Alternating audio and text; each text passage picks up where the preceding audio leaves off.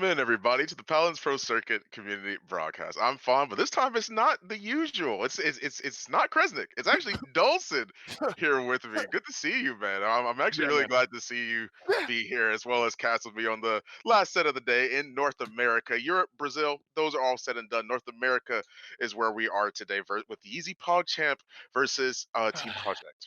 Yeah, I gotta say YeezyPogChamp a few times today, huh? I was casting with Merlo and I limited myself to like 10 YeezyPogChamps in that set, so I'm gonna try to Yeah. limit myself. And it's not, it's more for me. If I say YeezyPogChamp too many times, I go full Zoomer energy at that point. I go out and buy a bunch of G Fuel and things just start going downhill. Right, right. From that point on, Team Project though, fun team to watch. They made some swaps here throughout this phase. Krez is right. Some interesting results for this team here as of late, but in a weird way, despite how bad this phase has gone for this team, you Mhm. can never count against them. I mean, they have so much No? name recognition and talent on this team. I think they could show up in any game they play.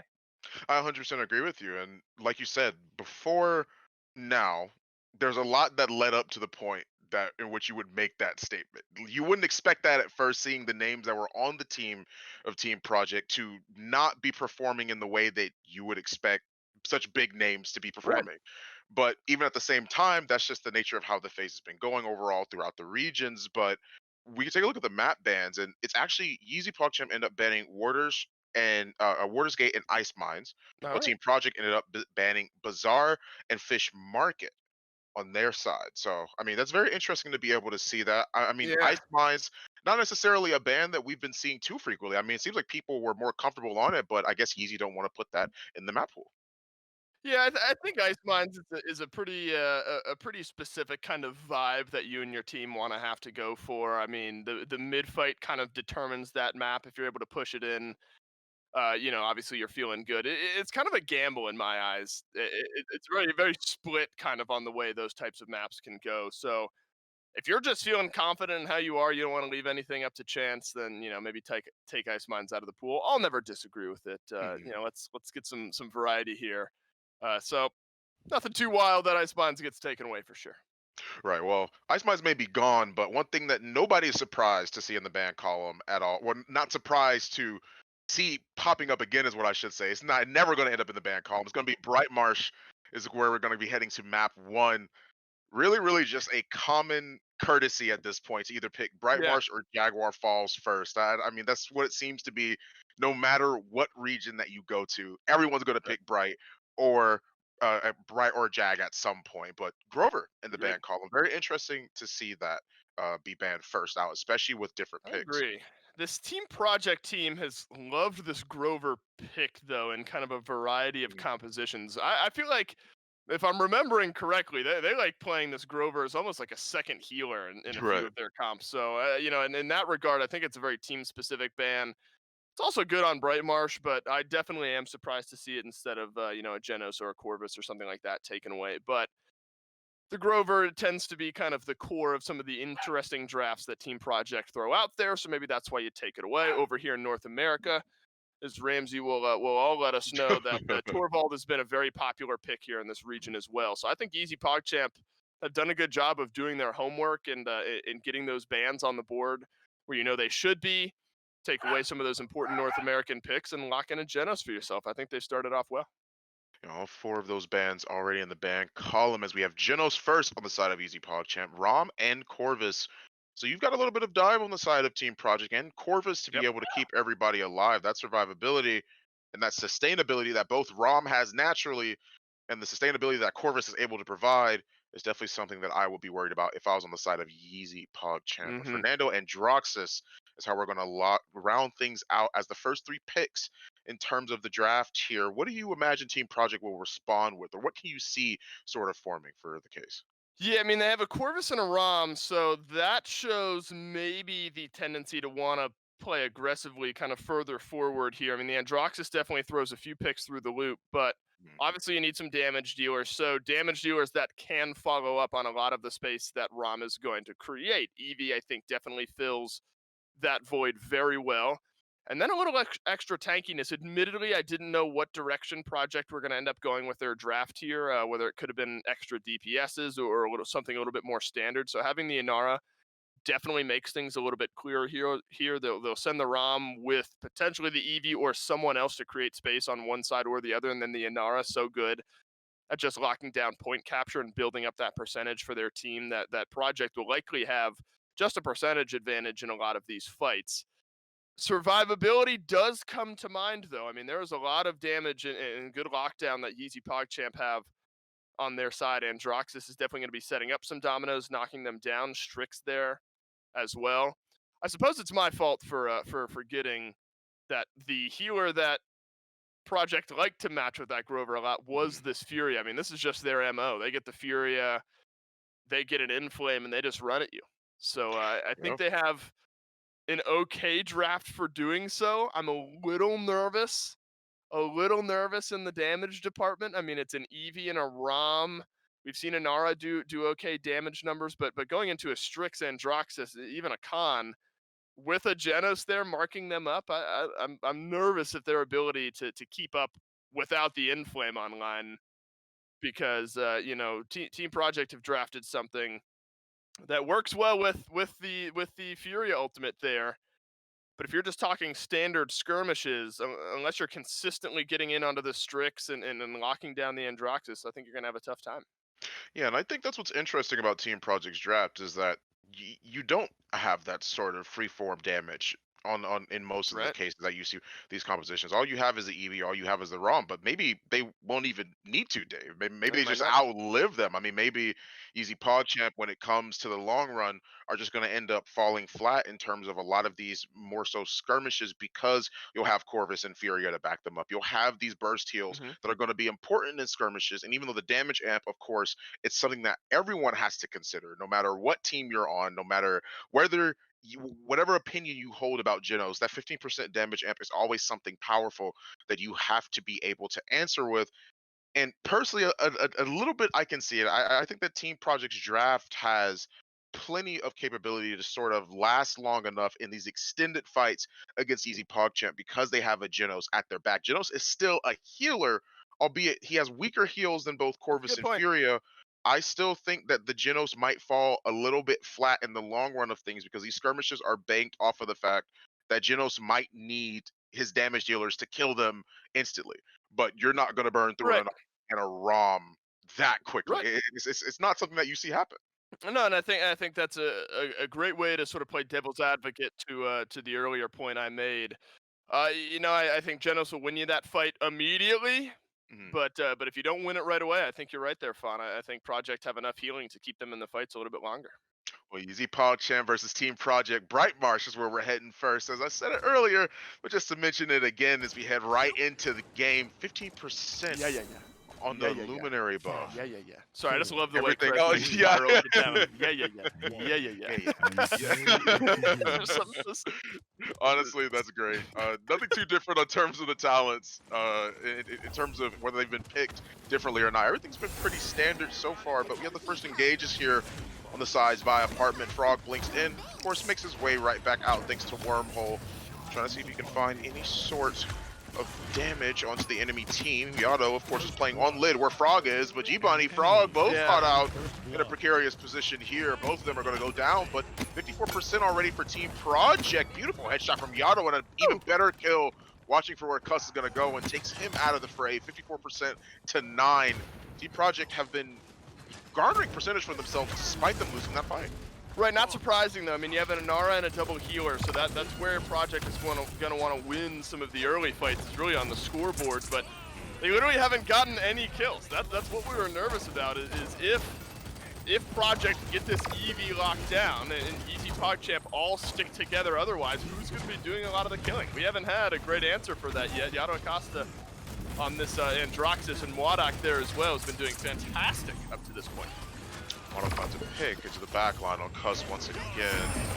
As Yato was able to find the one previous that. Frog gets one, and you have the Cataclysm that comes out, but Sin Cara with a nice double, cleaning up the kills where necessary. Frog is going to be there to at least cause the overtime to be a factor here, but he won't be able to touch again. I don't think it is going to come up in time. The blink is there, but he gets grabbed, almost dies. but escapes with his life. He makes it out. We'll be able to blink it again. He won't be this time. They're ready and waiting with open arms and bated breath as they kill Frog and capture their first point on Bright Marsh. YeezyPogChamp able to kind of, I don't know what the opposite of a death ball is, like a life ball.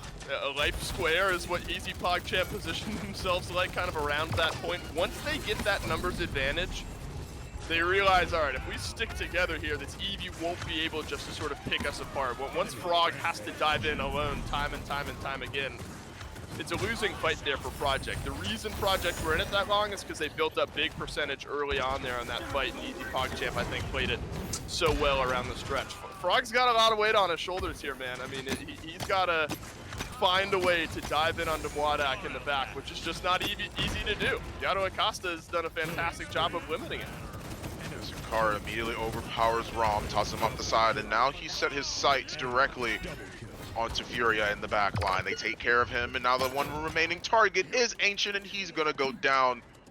Once to the Tides of War, if anything. 1 minute 25 seconds, but you don't even need that much. You really only need a minute if you're YeezyPogChamp to make it a 2-0 against Team Project.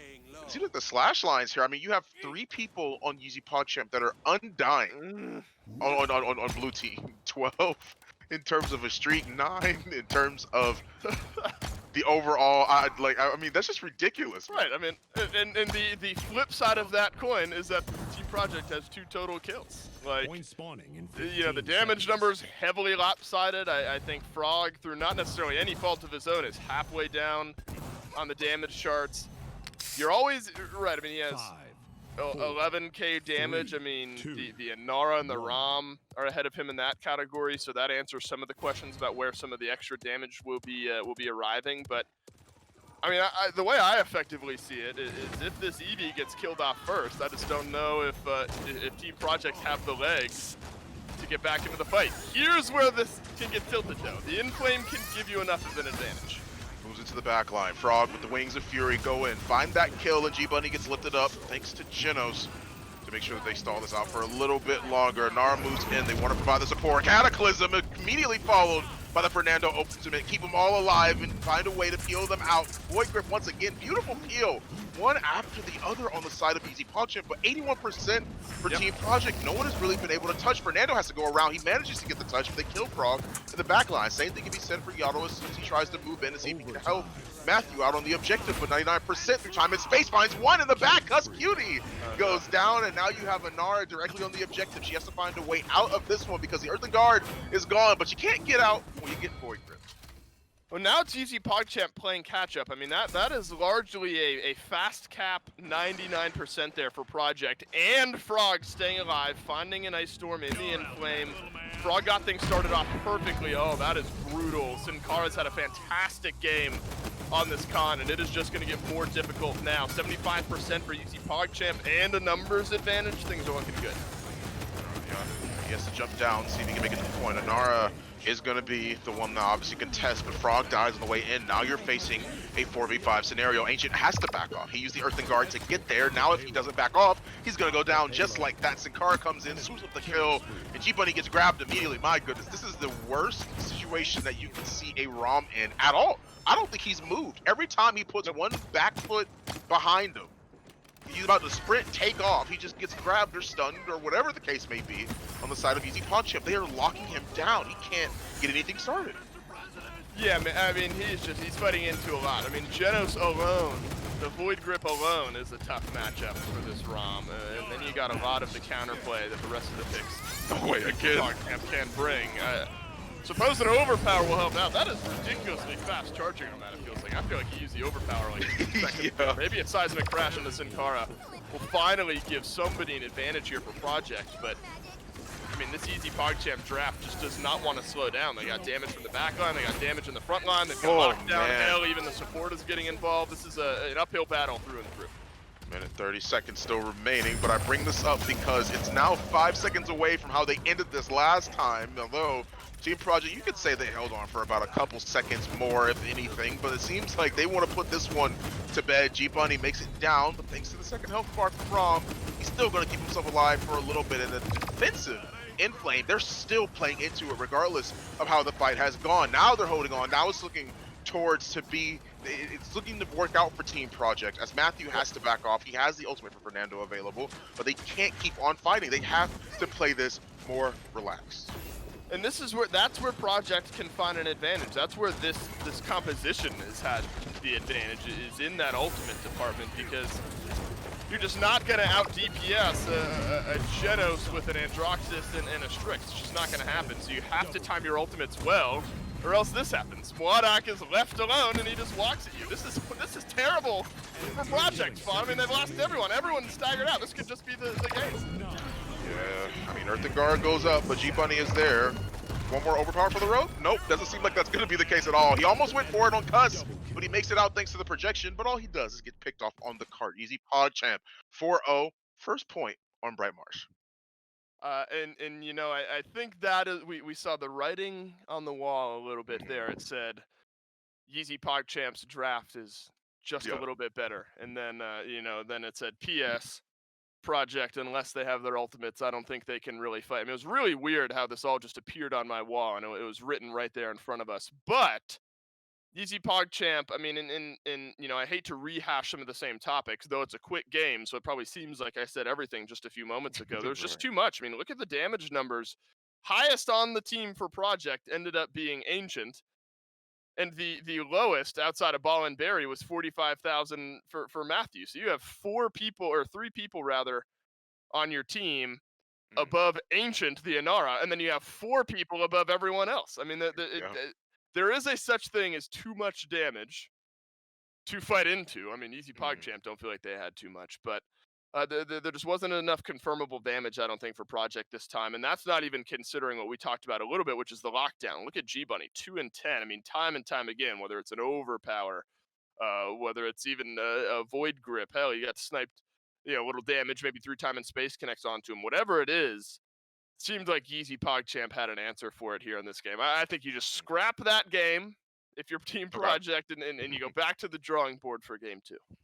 Yeah, and I'm not too sure what the second map is, but at the same time, I will say that for if you were going to go back to the drawing board, I would definitely say that I wouldn't be surprised to see Jaguar Falls map 2. Honestly, we see that so often. Like we If you're see, YeezyPogChamp, yes, yes, I think Project need a full revamp from what we just saw on Bright Marsh, and Jag Falls is pretty similar to that map. So I think you need something a little bit longer, you know, a little bit different, something where you can potentially make a composition like that work. Well, based off of the fact that I just heard Kresnik in my ear tell me that Splitstone Quarry is the second map, hey, let's head right into the picks and bans and see where they're going to draft for this go around. And that's interesting because Splitstone Quarry immediately from Bright Marsh Splitstone Quarry makes sense. We'll see Jaguar Falls, I assume, at some point in this set. But Yep. I 100% agree with you, Dolson. I mean, having Splitstone second, you don't want to go back to a map that they might be twice as more comfortable on. Right. If you're YeezyPogChamp, Team Project, Splitstone Quarry, they're going to get rid of the Genos this time around on the side of Team Project. They get one of the pocket healers, but at the same time, they get rid of the Vivian on the opposite side of the playing field here. YeezyPogChamp don't want that in their game. And with all due respect, I understand why they wouldn't want Vivian in their game. So Genos gone. It's up to Team Project to decide the second pick here. It's going to be the Strix. They're going to get rid of one of the snipers. So now YeezyPogChamp sort of have to ban Canessa. Or not. You'd think they would. A lot of teams, not only exclusively in NA here, Krez and I talked about it a little bit. For one reason or another, just maybe don't think that Canessa matches up to that Strix potential quite as well. I mean, she's obviously a sniper. She can do big damage. But the ability for immediate burst, whether from medium, hell, even short or long range, I mean, Strix feels like he can get it done sort of from anywhere. I don't know if Canessa quite reaches that same mark. So, like, Frog Isle, yeah, you know, sniper duels, if you know, I wouldn't be surprised. Let me preface this by saying that I wouldn't be surprised if a team picked Canessa here, but I'm also not surprised if they don't end up picking Canessa, because you can get some of the same out of something like a Victor. Leon we've seen as a popular answer to those sorts of situations. So, you know, I definitely agree. It's interesting that we've kind of moved away from that, but definitely some different ideas could be moving here. And YeezyPogChamp are gonna play one of two sides. They think the Canessa is good enough to warrant a pick. I agree for what it's worth. Mhm. I do think she's good enough to play lone sniper. I don't think she's bad by any means, but some teams place that priority elsewhere. Yeah, Nara, Grover, Canessa, Lex. Interesting to see Lex here. The RNG going to be playing a big role into how he is going to dive onto some of those targets. Plenty of the fact that Genos, Strix, Vivian, Torvald, they're all gone. But that leaves open most of the tanks that you would see in the ban column. That leaves open the other healer as well. Corvus, will they lock him in second? Do they feel like an off tank is more prevalent here? YeezyPogChamp. It is going to be the off tank Makoa. Corvus, unpicked, unbanned. Interesting. We typically see people nipping at the bud to try and lock him Yeah, in, right? Like they immediately jump forward and try and see if they can get one of those healers in their back pocket, but not for either of these teams. They clearly have a game plan here on yeah. Splitstone Quarry. I'm not surprised that really, I guess that it's either Grover or Dama because those are both very good healers here. I mean, it's sort of in my mind like Grover was locked in first, and that kind of gave away some of what YeezyPogChamp are going to be playing like on this map. You play maybe fidget spinner side with Grover kind of bouncing back and forth under those bleachers. You're going to be sustaining Anara so well on the point. So in order to match some of that just raw healing output, maybe Project feel like they had to go into something like the Damba because he's able to match some of that as well, especially now that you have a Terminus on your side. He has a very high health pool similar to that Anara. This one kind of flexes and hinges in my mind, Fawn, on this Makoa. We have seen quite, I mean, it is quite literally hit or miss on Makoa. You hit your Yes. hook and you're feeling good, you're feeling valuable, or you miss your hook all game long and I don't know, man. You're walking around with a shield on your back or something, I suppose, and other off tanks just do that better. Mhm. I think Makoa can absolutely still control games, but it requires a little extra player effort to get him there. I'm interested to see how this one breaks down. I am too. YeezyPogChamp versus Team Project. This is the second match in this set. Let's head into Splitstone Quarry, see if Team Project have quite learned how to deal with the onslaught that YeezyPogChamp were able to put on last time. And all those resiliences definitely tell me that they have plenty of thought Yeah. into the fact that they'll be Yeah. that they'll be locked down overall throughout this match. And it makes sense. I mean, you have the deep roots, you have a lot of stuff that can stop them, but vice versa. It's the same thing. That setback's going to play a huge role into how you'll approach a lot of these different fights, and you already see it being played right now. They know the divider's up. They want to play a little bit more back as Ancient makes it on the point, puts up the Siphon, and eats a little bit more damage. Knows where Frog is, manages to get the headshot. That's a lot of damage he has to eat, and oh my goodness, he is getting chunked. Yeah. Amelia uses the pursuit, and he gets melted. That's all you can say about that one.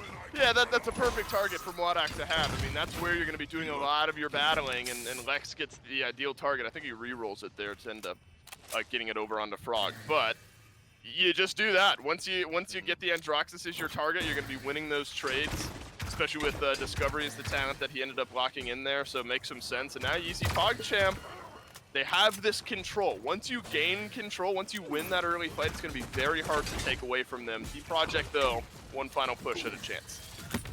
90% available to YeezyPogChamp. The divider goes up and out. He's going to use it to get the movement speed, touch on point, get the overtime.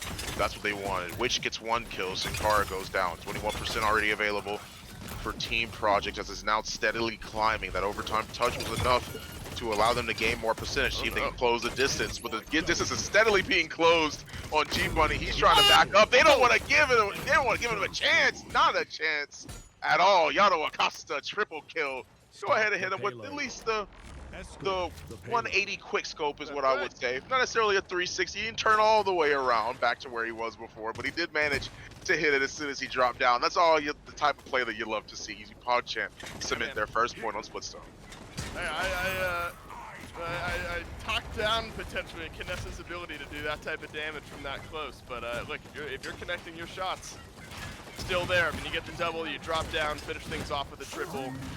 YeezyPogChamp definitely feeling good with the way this one started off, and this is a game where Project, kind of had the vibes coming into the mid that they might be able to break some of what YeezyPogChamp were bringing, but as things really started to unfold there, really it was that first off-tank trade, or the flank trade in favor of YeezyPogChamp, where things really started to crumble for Team Project. I mean, Frog has just drawn another tough matchup here. I mean, he was solo damage Eevee in game 1.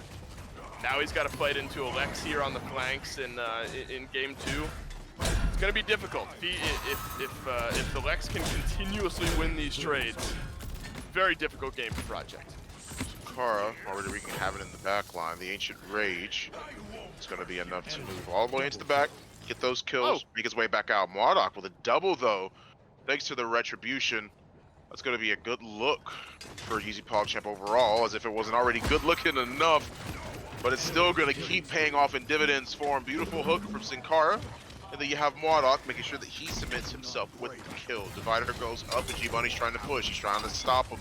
Put an end to it by Mineshaft. He has the Exile. He manages to catch one. Who else would he look for? He's searching for another target. The hook goes out, but gets stopped in his tracks thanks to Atlas. G-Bunny is here once again. Still uses the rewind. Make sure that he lives for a little bit longer. Matthew puts up the wall. Make sure he can escape. A Frog comes right over. Make sure he pops him in the back of the head. Frog will be able to dash away here and stay alive as well. That's very important now to the defense for Team Project. Sin Cara as well, though. He might eat a little more damage than he bargained for. Received a little bit of healing, but not nearly enough. So now Frog playing a massive role in getting his team here. But looking out on Costa, he might do it again. Oh, got on Costa with the triple kill already. A beautiful look still. You have the siphon going up. That's the only thing keeping him but alive and between an immediate shot. Yaro Acosta with a quadra kill as they close out this round. 2-0 already. And now this is a great look because of the fact that we were talking a little bit about it before. I mean, you know, there's some people that do Knessa's job a little bit better, you know. So then that is that you would typically expect to see, but in the long run, Yato's making it look beautiful here as he is now 9-2. Not on a streak, but it is enough to make everybody a little bit more cautious with how they want to peek certain angles. He's running a little bit of quick scope as well in his build, so some of what you can pick Strix for, you know, you can lower that time, and that's a good thing in this case for the Knessa. And he has what, 9 kills right now, and 7 of them have been a part of one sweeping multi-kill. So it's or 2 separate multi-kills, a triple kill and then a quad. He's biding his time so well. He's just sort of waiting at the back, as you would expect a Knessa to do, and then there's just sort of this switch you can see that gets flipped for YeezyPogChamp, where they have just enough control in the fights, and then suddenly Yato Acosta gets aggressive, and then that's where everything gets turned around. If this Knessa's alive, no one's safe, it seems, this game for Team Project, and nobody's been able to dive back and get her. And just make its way all the way into the back line and gets himself a nice little double kill once again. Hook goes out, Sin Cara drags him back in, but look at how low the health bars are. It's going to force out a reanimate from the Terminus. And it's going to make him alive and back in the fight, but even still, what good is it if your team's going down soon after that? He has to find a way out. Frog takes his spot, the old switcheroo. They're going to be sure that they can take care of Sin Cara, but Marduk, he's looking for more than a cursed arm. He just does it around the corner. He's like, absolutely not, sir. Not going to let him pass through. And Lex has to respect that, but he's still coming back for more. He's swinging around. Combat slides his way in. Frog has to find some sort of way out, but Marduk is still looking for him. And they've pretty much swapped spawns, if anything, or they've swapped how their advantage has been going. It was Team Project that was towards their spawn, but now they're the ones that are all coming back together and grouping up, seeing if they can find these kills. 93% for Team Project. Who will be able to touch? Doesn't seem like it'll be much of anyone, except for the Inara, who managed to sneak right on by. They managed to make it there. 93% to 45. Another kill. Marduk with a nice double kill.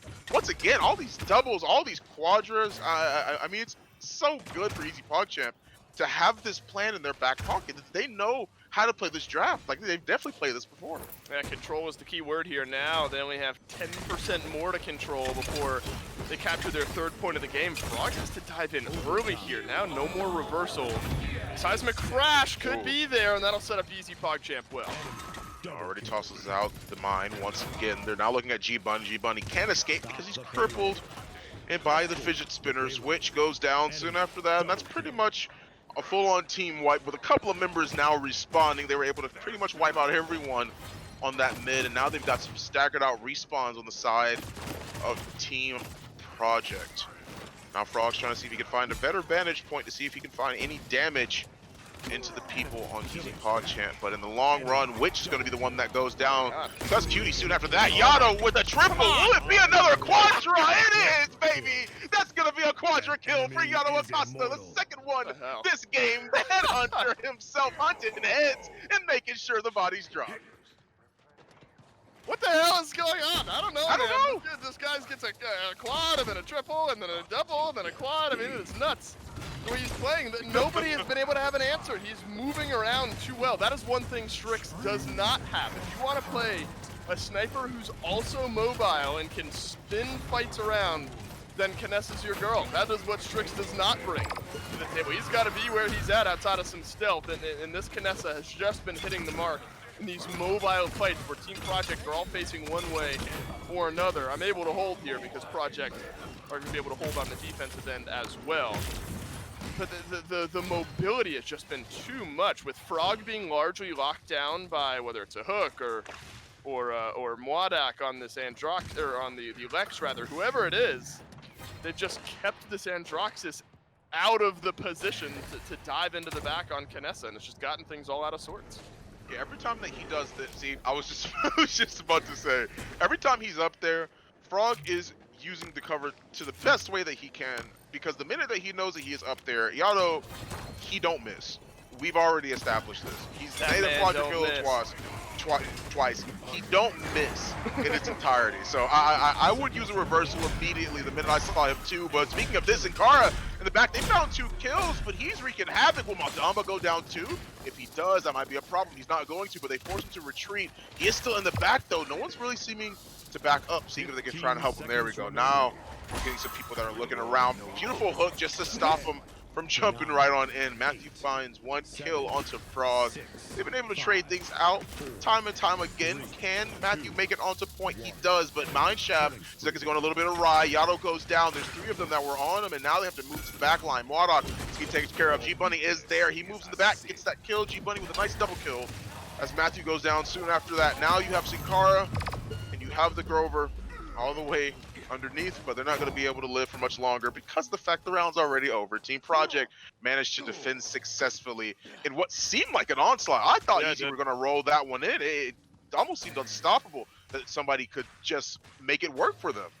Yeah, the problem, I mean, YeezyPogChamp never really got their feet back underneath them, it seemed. They had that one big push, they got the point, they got the cart moved forward a little bit, but then it seemed like they were losing somebody at the beginning of basically every single fight. Sankara was alone in the back line while the rest of Mwadak and Yato Acosta finally got successfully dove on. You see those moments where if YeezyPogChamp gets split up like that, someone like an Atlas can start to run the front line. I think G-Bunny had a fantastic series of kills there, which finally was able to stay alive after, you know, the Lex got taken down. Little things like that can make a big difference. You turn the head of the Lex, you might get an opening kill, and then suddenly this left-hand side of the map is free for Project.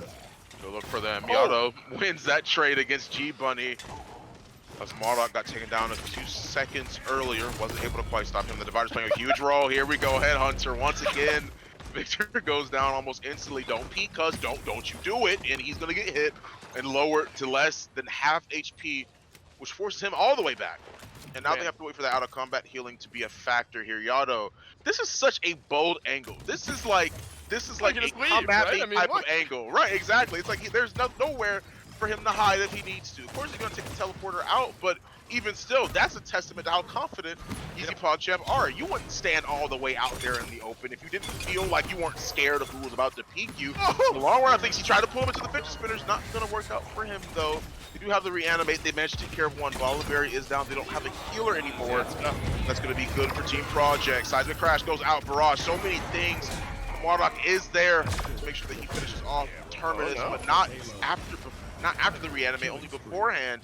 As Yato finds one, they were able to capture another point. Team Project coming to life here, seeming like they can realize what the type of the potential is. They actually have Sankara with one, Marduk with the next one, and now everyone's set up for his own.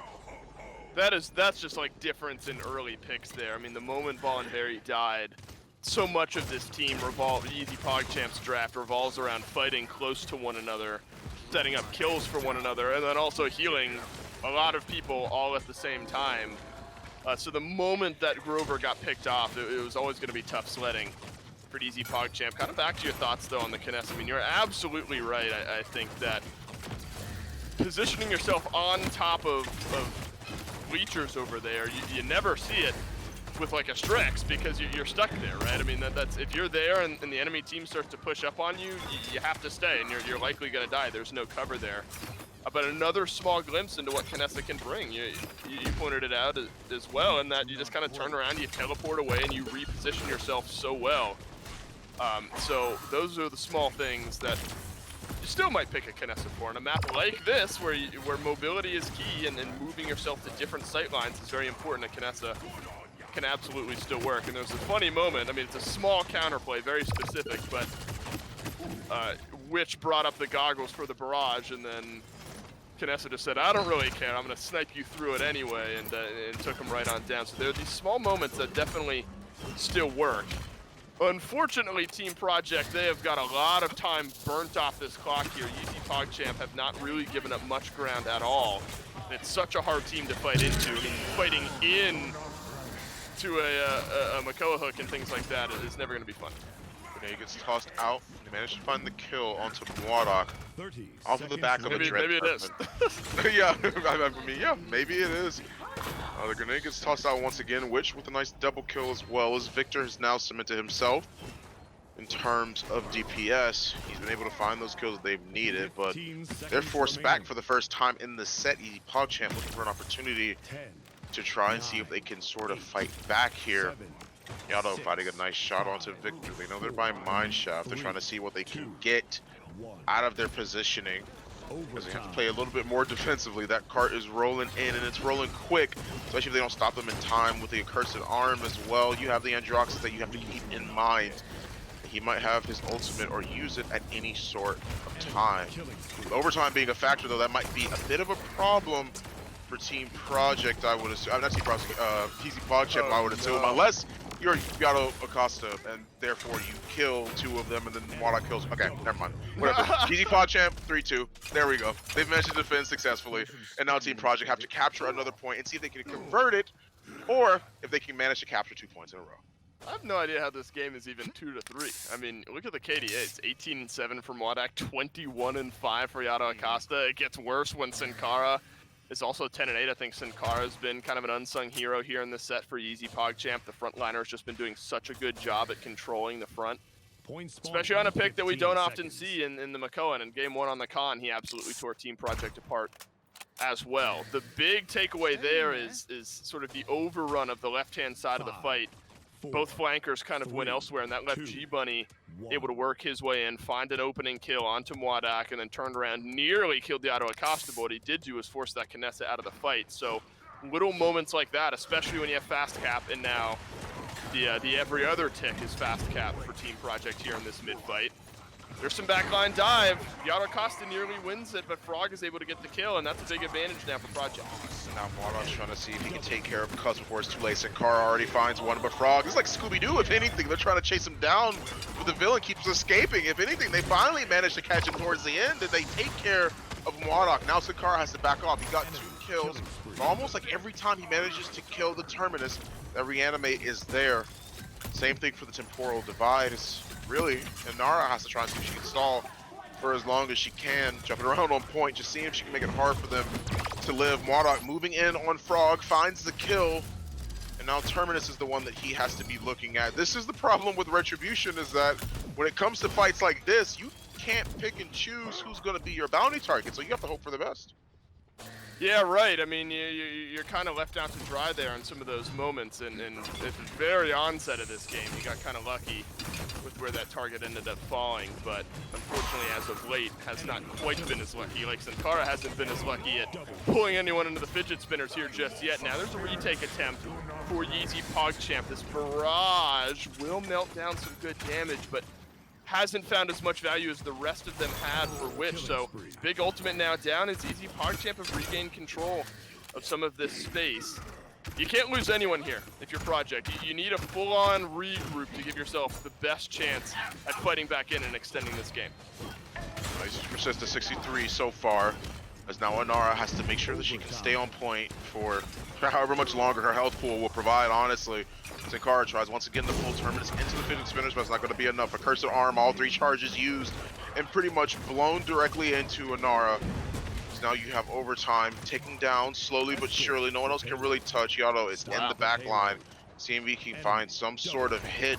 And Team Project have managed to turn this entire very scary situation for them around, but can't really pick around the corner like that against Yato. He's going to find that pick. Now he's just waiting in the back line to see if he can catch out Frog once again, as Frog has to try and find some way to make it past him. He's mounted up and ready. Frog just has to wait. Yeezy and Yato have enough of a confidence in his team to be able to win those fights without him. So if Frog's going to make it just past him, I don't think Yato knows that he already made it all the way there. So now he has to find a way in. Yato Acosta delayed it a little bit, but now it's the Canessa who's left on her own. Yato Acosta has just been eliminated from this fight now, literally.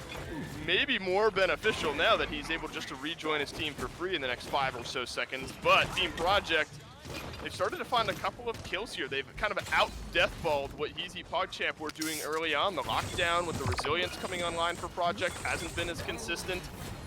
This Project team in a fantastic position to roll this cart through, maybe grab themselves a win. Yato Acosta, the only red and a streak of blue. This Team Project has been able to pretty much cement themselves towards the tail end of how this match had started. Has now ended very differently than how the story told beforehand. Yato Acosta finds one in Ancient as he tries to move into spawn. A little bit too far. Force them all back, but dies in the process. Doesn't use the reanimate, just gonna keep it to himself. And Androxus might die here. He does. As soon as he gets pulled in, he's hooked, blind, and then sinkered, if anything. 45 seconds on the clock remaining as Team Project have sort of a decent amount of time to make it back to cart to see if they can roll it in against YeezyPogChamp. It's a defense right when you needed it, but as you pointed out, there's still plenty of time here. Wadak re-rolls over onto G-Bunny, a decent target for himself here because this Atlas has been a pretty difficult target for YeezyPogChamp as of late to find an answer to. Frog pulled up to the high ground, reversal won't save his life. Wadak gets the kill, big opening now for YeezyPogChamp. Yeah, you already killed the Terminus as well. He can't use his reanimate. If he does, that's very questionable, but of course he's going to hold on to that one.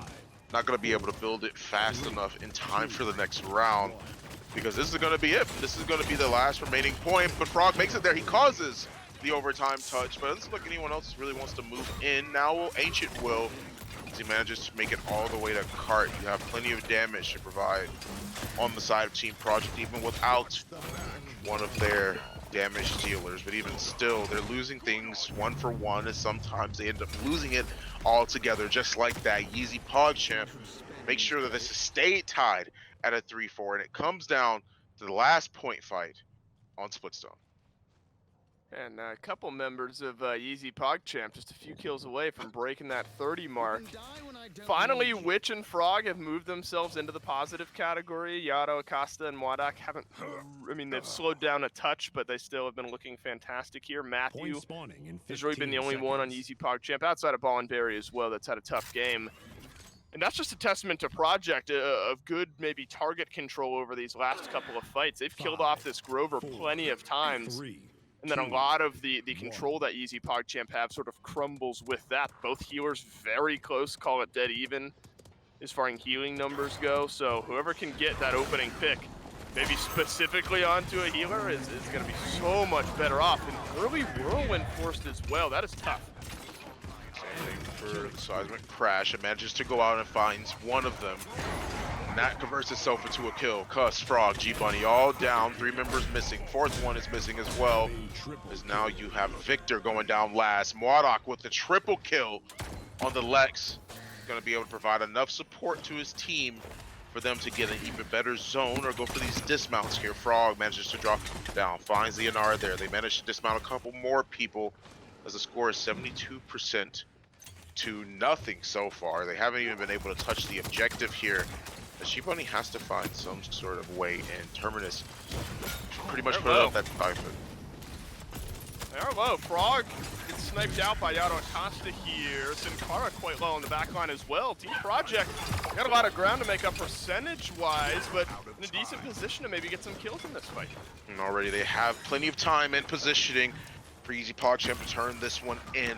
As the siphon goes up, Kanessa is still up on the high ground and able to make sure that she can provide the damage needed to get those kills. Frog turns around. She never should have looked back. If anything, you're going to end up passing away, as Yato's going to be the deliverer of that one.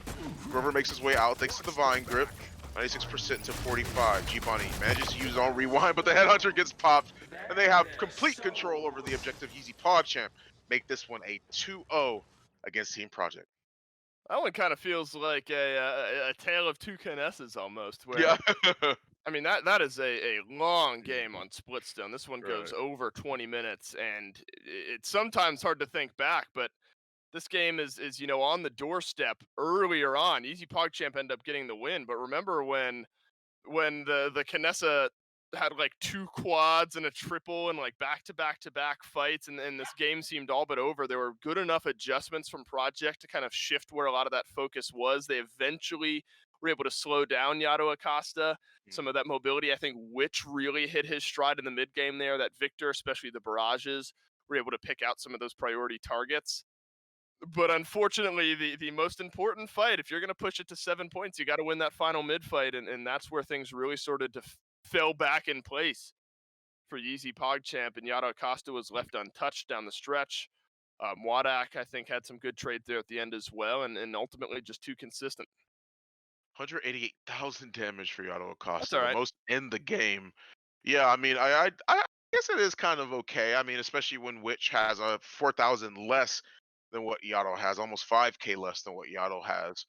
It's going to be enough to make sure that he cements himself as a Man, you very didn't get prominent 30. DPS that you see every time. You need to be able to drop a 30 bomb if you're going to be able to make it.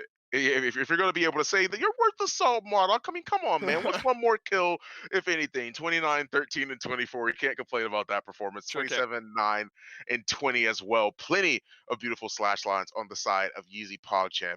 Now, here's the better question, Dave. You got slapped up, and we're about to head to Stone Keep. Yeah. Do you ban Kanessa here? No. Okay. I don't know if you do. Maybe. I think it still depends on the. I think it depends on what Mm, Project or YeezyPogChamp want to do in the Strix department. We've mm, seen enough teams kind of play around those snipers in that they don't pick the snipers, they play metas around having a sniper on your team right. instead of drafting one of them. So, I think she's good. This is a map where again mobility can be important, but maybe not as important as something like Splitstone is, where you're constantly rotating around those fights. I mean, it's really high to low to back shifts. It seems like on this map, but you don't necessarily want to be a Knessa fighting on top of that staircase in the high ground anyway. So I wouldn't be surprised if both teams forego it, but gladly eat crow if one team or the other ends up locking it in. I think it's a sniper on Stone Keep, so could make some sense, but maybe not as much sense as it did to me on Splitstone Quarry. Giving Frog this Androxus, I think, is smart here from Project. In Andro that's just hitting that stride, especially the way Frog kind of did through the middle 3 points there for Team Project, can really turn a game around. Mm. With the Accursed Arm, you can melt down the backline, and then the mobility as well, even outside of the ultimate, does a fantastic job of doing that as well. So no surprises, no thumbs down for me with the way Project have started their draft. I think they've got good consistency, good tankiness, good mobility. They check all the boxes. Yeah, Grover Victor on the side of YeezyPogChamp, Androxus Terminus Maldumba on the side of Team Project so far. So now you have a situation where, once again, plenty of tanks are left open. Anara is going to be picked here. Team Project locked in that Terminus first because I believe they sort of felt like they were going to end up picking that Anara eventually. It's a very good counter against her. Makoa on the side of YeezyPogChamp as well. Is now Team Project have to find some sort of way to round out their draft effectively. They have the Terminus, they have the Ruckus as well on the side of Team Project, but Tyra is going to be the final pick here. We've seen that Mercy kill Tyra plenty of times. We've seen the tank Tyra be able to claim a lot of lives and also Hmm. live longer than she probably should have. How do you feel about Team Project's draft so far? Is there anything that YeezyPogChamp should be concerned about going up against Team Project right now? Yeah, I mean, I think there's enough aggression from Project that does make me somewhat concerned. I think Tyra, depending on what talent she runs, can kind of shift around some of the way she works on this map as well. Firebomb is going to be fantastic at limiting Anara's time on that point. Makoa as well. Um, you can just sort of toss that firebomb down and force him one way or the other. The hooks are going to be great though for YeezyPogChamp and pulling down whether it's the Tyra or I guess potentially the Ruckus. I think the Ruckus kind of throws a wrench in this mix for me. The Tiberius does as well. Admittedly, not sure how I feel about the Yeah. Tiberius. I really think it's a game by game basis. I think in a moment where he's winning his 1v1s, he's a game winner. But if a Tyra and an Andraxis can keep him down, he's a game loser. I think a Yeah. lot hinges on this Tiberius pick for me.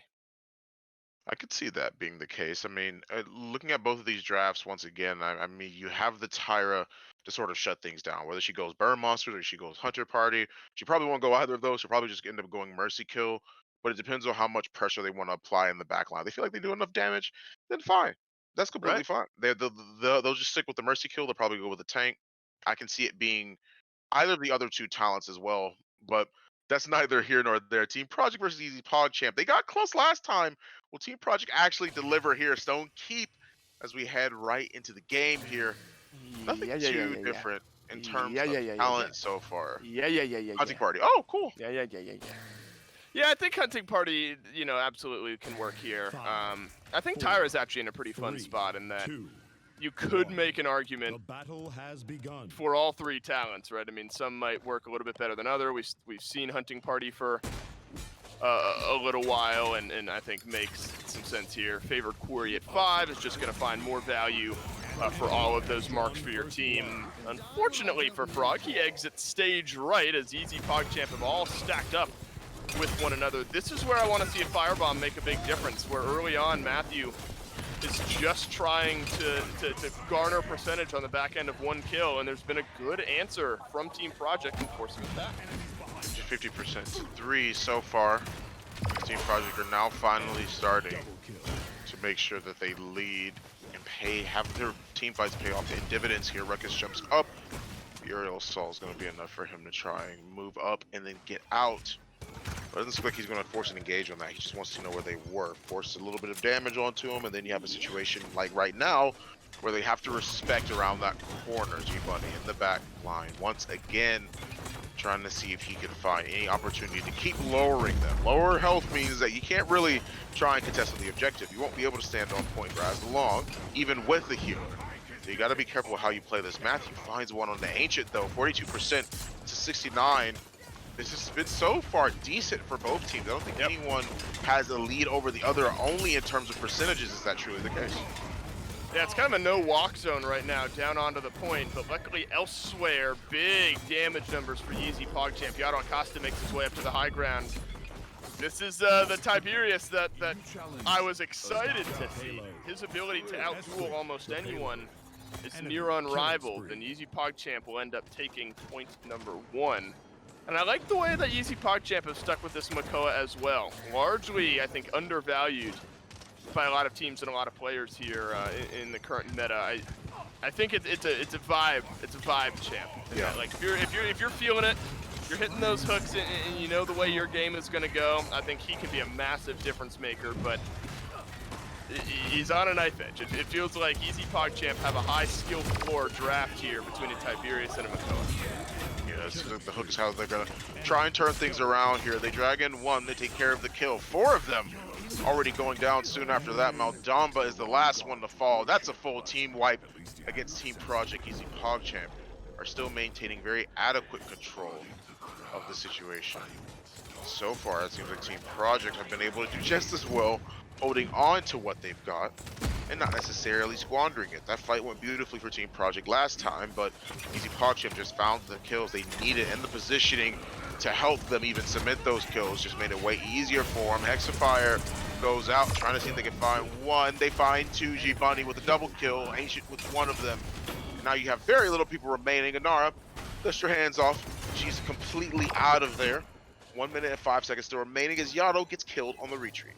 Yeah, it's a double from Frog down the stretch as well. He's been pretty streaky this game. First blood, but then came back in the mid-fight, found a couple of kills.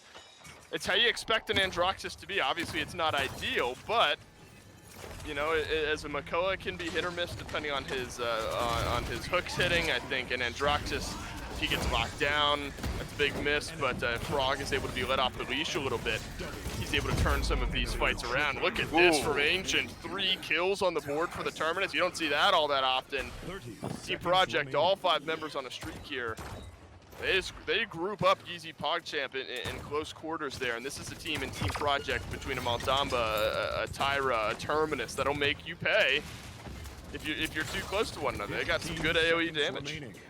Well, they've at least been able to take care of Frog. Means that he'll be out of the fight for a little bit longer, as now YeezyPogChamp have to find some sort of way back into the fray here. There's only 5 seconds remaining on the clock. You've got a barrage available to you. Do you go on to it? I think the answer will be yes, unless you're confident in your 2-0 capabilities. That you've won quite a few team fights to be confident enough to waste your ultimates on this round, or use them however it is that you should. Overtime still a factor, as now as soon as Turbidus moves up, he gets Cripple Axe. Wall goes up and R stays alive for a little bit longer as Frog takes his revenge on Yato and make sure he kills him. Not only that, he takes his friend too. Yato, Sinkara, Matthew, Ball and Barry, all of them go down the Team Project as they cement themselves the first point on this defense. Hard team to fight into. I mean, on the mid fight, you know, you're able to kind of mask your movements one way or another. I mean, it's really only Matthew that you expect to constantly be standing on that point, but on something like a push there, obviously Team Project want to split up, but or YeezyPogChamp rather want to split up, but Project was able to keep YeezyPogChamp in a point where some of the things I listed before, those good AoE damaging abilities from Team Project, were really able to slow down YeezyPogChamp, it seemed, in keeping them at bay. And what I like even better is that Team Project saved almost everything going into this next mid fight. You were calling out some of the ultimates. Maybe we see them, maybe we don't. We didn't really see anything. The cart was so far away. So this is now a full strength mid fight for Team Project, and I think they've got some fantastic ults at burning down priority targets. Ancient Rage, notably, I think it's pretty mitigated by that crossfire from Witch, so that's definitely something to look out for. And a Cursed Arm, if you can get a kill onto Mwadak or Yato Acosta, it's going to set your team up well. I think Project are in a good spot here to maybe take the lead. We'll see how that goes, especially with how this fight has started out so far. Hexifier up in the high ground. Gonna try and find one. I thought he was about to dash over the map. Oh my goodness, but he Should barely seem that way. hangs on. Frog, Cuss Cutie, two of them find one apiece, making it a 2-for-none trade.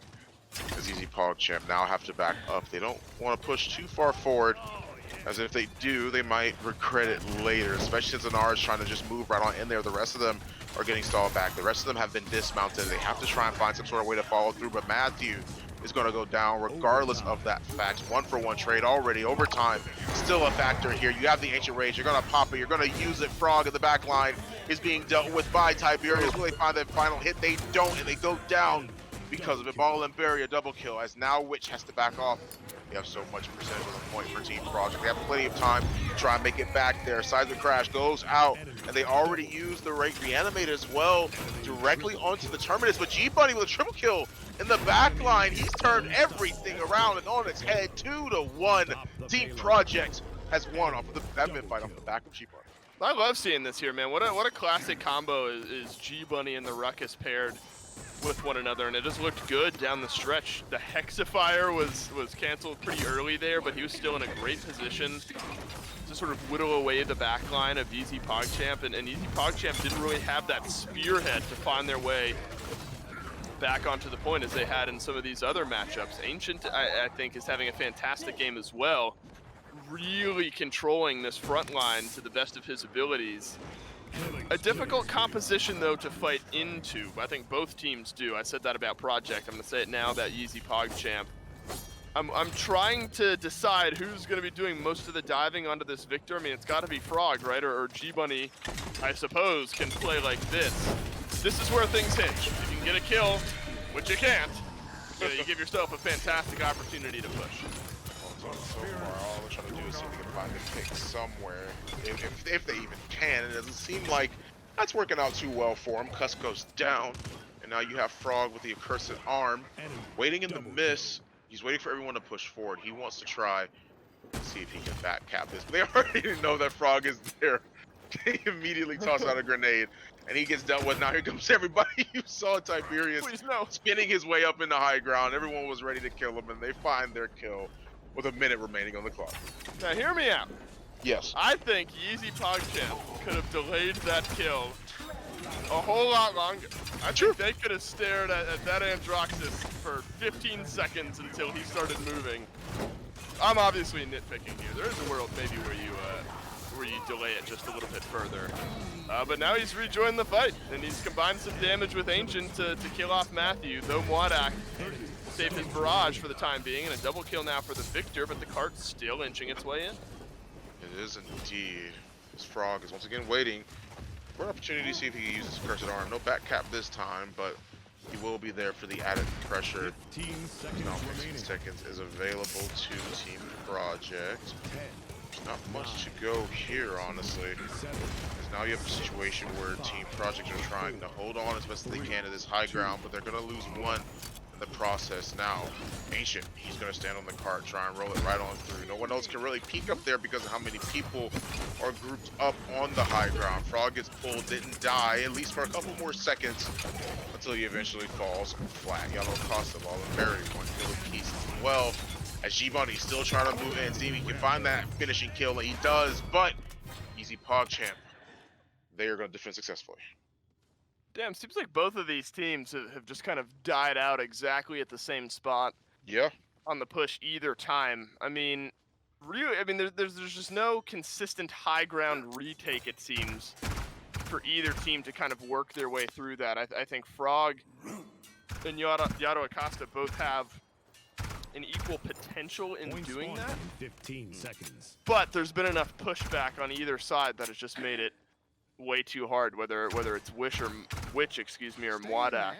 The damage that's turned around onto both of those flankers has effectively allowed both of those two to stay free and clear up on the high ground. I wouldn't be surprised if we start to look towards 0.7 here, potentially, with the push just being so difficult on a map like this. It's momentum after the capture, I think, that's important. If you can win the fight just as you win the point here in the mid, and you give yourself a great chance.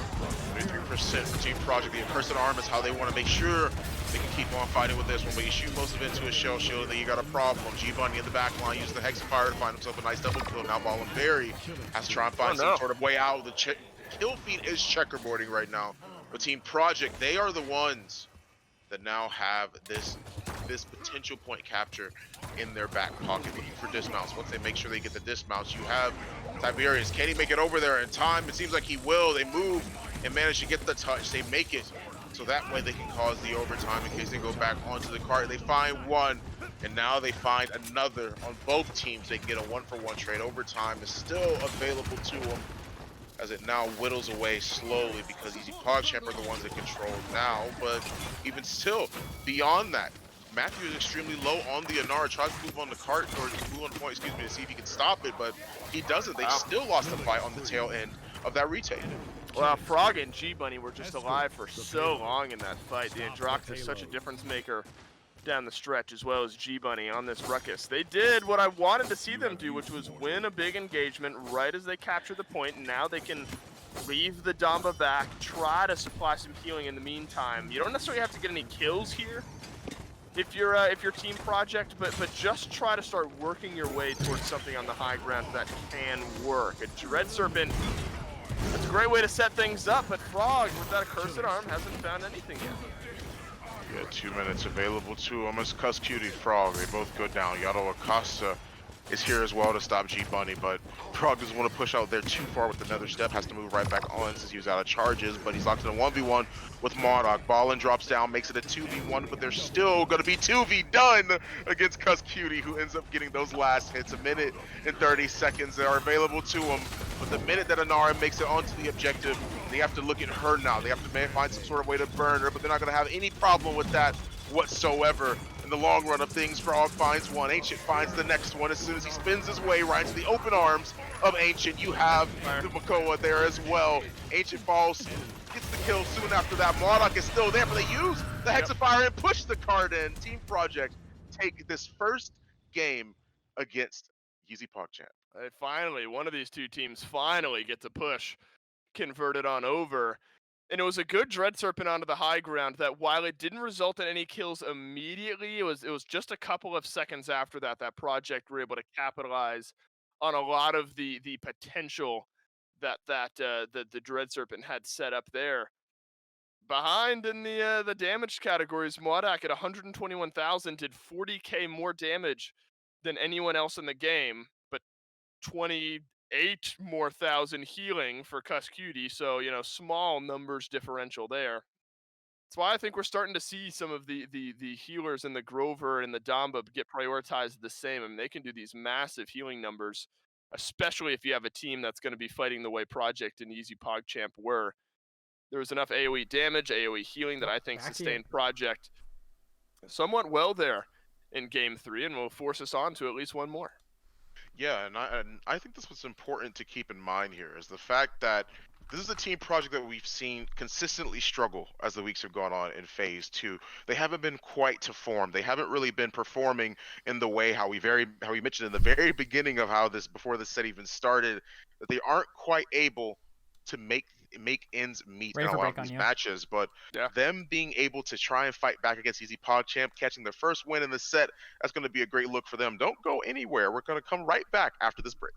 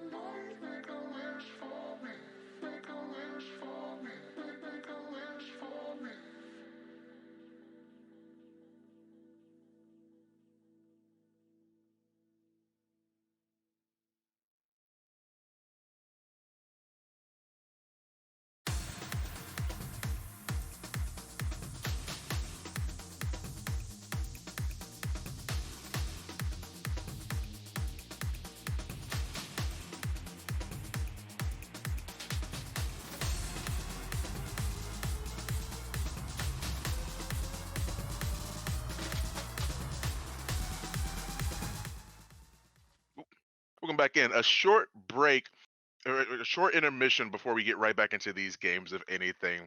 YeezyPogChamp versus Team Project. It's been a great look for YeezyPogChamp so far, but Team Project were able to manage to get their first win and gets them in the set overall. It looked like sort of turbulent as the set was going on.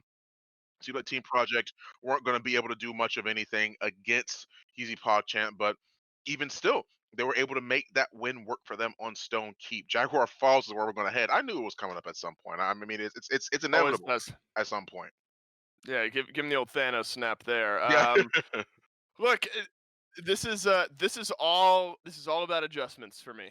Team Project, they need to learn from what happened on Bright Marsh and adjust. As long ago as Bright Marsh felt, they need to because it's similar in the way that you can play it. So if Team Project can adjust their draft and their play style, I think they have a good shot here to tie up this set and move us on to game 5. But if YeezyPogChamp are able to get away with something like they had on Bright Marsh and Team Project run the single damage double healer attempt at a comp, I'm not sure if we'll be seeing a game 5 here. Bans somewhat similar even to what we saw in game number 1. Genos is gone, so I wonder if YeezyPogChamp now feel a little extra pressure to move into that Corvus. This is another map where Grover, if he were available, and Damba would both get some good value. But with Grover gone, I wouldn't be surprised if it ends up being Corvus and Damba as the two healers we see. Interesting, though, in the Torvald pick here, that opens up a lot of opportunities. Just the Torvald makes a lot of future picks here interesting for this team. It's not unlike a Genos. You're just making a good thing better, it seems, with a Torvald right off the bat. So I like it. But you pick somebody who can burst those bubbles quickly in the Lex. I think Project have answered well. Yeah, Nara Lex on the side of Team Project, and then you have Torvald Corvus finally going to end up being picked here. I mean, he's been unpicked, unbanned for a little bit, but even still, we hadn't even seen him until this match, the 4th match in this set on one of the two teams. Corvus Victor is how they're going to try and round things out here. They've got a double pocket potential here. Who do you think they'll be pocketing? I mean, they already locked in a Yeah. Nara on their side. You got a Nara Lex Bomb King on the side of Team Project. Who do you feel like would be potent enough for that Torvald to make use of? I thought it was going to be the Bomb King, and I think good drafting by Project to take him away. I mean, as of right now, it's the Victor. They need somebody with a little bit of extra mobility, though. Zin has been pretty popular as a bubble target in some of these games. Buck could potentially come to mind here. Krez has hit me with a one guess, and he didn't bite on either of those two. Hell, give me the emoji. Give me the emoji, Krez. The sky? He insta locked it, and I was like, no way, it's actually. Oh, right. right. Yeah, same. That's what I was like. I was like, really? Look, But no. I don't mind it. We've seen Sky start to see this rise in play. Her ability to spread out some of the extra utility to her teammates, as well as bide her time and do near top damage and have a lot of kills in these games, I think is almost unmatchable. So I think YeezyPogChamp have a great draft here. Team Project are going to move away from pairing Furia with a different healer, though. This is kind of a PPL sort of draft vibe from this Team Project team. The Furia was solo healer for a while there. And they have got a great comp ultimate-wise. You look at an Inflame and how that sets up so well for the rest of the ultimates, maybe outside of the law there from the Lex. Even including the Lex, I guess. I don't know. I'm discluding anything. Everything gets made better with an Inflame. I think Project wins the team fights as long as their ultimates are available. Mitigating this Sky, though, is going to be the filler outside of those ultimate fights. If they can lock down the Sky, which I think Alex and a Bomb King can, I think Project have a good shot. I think it's interesting that they locked in Sky last of all the other targets that you could pick. Yeah. To try Could've and been a Zin. pocket, to try. Could have been a Buck. Yeah, Could have been emoji. Could have been exactly. I would have loved that one, but I mean, it also could have even been a Koga. We've seen Torvald Koga before, but that's not how it's gonna be, and that's not how the game's gonna go. I would imagine. YeezyPogChamp versus Team Project. Let's head right into Jaguar Falls and see how these two teams are gonna duke it out once again. Nothing too different in terms of talents at all, and he's going the healer Sky. I mean, I don't know, Dos. I'm a little bit concerned about YeezyPogChamp's draft right now. 5, I am as well. 3, 2. You know, I think the ability for battle has Mwadak to begun. control this game can't be understated. But I'm wondering kind of where they position themselves, and that is what concerns me here. They're just going to send Yato Acosta around the side. A little bit of extra healing, but you can already see how awkward this might be. I mean, this is a map where you think this sort of stuff can work, but Yato Acosta is kind of searching for targets right now and hasn't found anything consistent. Oh man, Team Project already with 2 kills. The first blood being on the side of Witch as Frog follows his teammates' footsteps and manages to get another kill of his own. 60% for Team Project. Ancient has not been forced off with this objective yet, but that might be the first time that he might actually have to be forced off. It's based off the pure damage that they're able to provide on the side of YeezyPogChamp. But they got walled off. Fernando is there, but Sinkara is going to go down before they can come to support. Frog follows suit soon after that. Overtime being a factor as the clock is still ticking down. They don't have much time in terms of trying to contest them once again. They have plenty of targets on their side. Yato Acosta finds another. That's kind of scary seeing that Sky run at you that quickly. It sure is. It would freak me out for sure. Unfortunate for YeezyPogChamp, they didn't have anyone in range to grab that touch there down the stretch. Yato Acosta, though, able to pick up a kill down at the end, so that'll give YeezyPogChamp a little bit of breathing room. So despite Project getting the first point, they definitely have a long uphill battle to work themselves through right now, and this is where YeezyPogChamp can really make things hurt if you can find some of these types of flank plays, throw out a time bomb and force everyone to retreat from Project. That's where a Sky is really going to make things better, but an inflame used by Project, they're not ready to give up all this space. So far, they've been able to make things work for them on the side of YeezyPogChamp. They're pumping Furia full of damage. The same thing can be said for Ancient. 3 of them have already fallen, while 1 has just currently respawned. As they're now being forced all the way back. Toss out the smoke screen once again. Almost gets the Bomb King, but they're able to make their way out. That pocket is going to be a little bit scary. They have lots of sustainability, but I am going to worry about the damage in the long run on the side of YeezyPogChamp. Yeah, I mean, at this point, though, it's just the fact that YeezyPogChamp were able to win the fight as the point got captured. You don't see that all that often, but just short on getting the overtime touch, but then they effectively wanted to take another team fight in the mid so they could do this. I mean, look at who Project is having to fight through. You're fighting into a Sky, you're fighting into a Victor. No surprise that this card hasn't moved at all. Finally now, and I think it's really by YeezyPogChamp's own choice, they've given up a little bit of ground here. But if Sinkara can stay alive, which he is, we're going to have basically another mid-fight team fight, it feels like. And if YeezyPogChamp win this one, this round might just be over. 30 seconds remaining, if anything. Tosses down the smoke bomb as you have 30 seconds available left on the clock overall.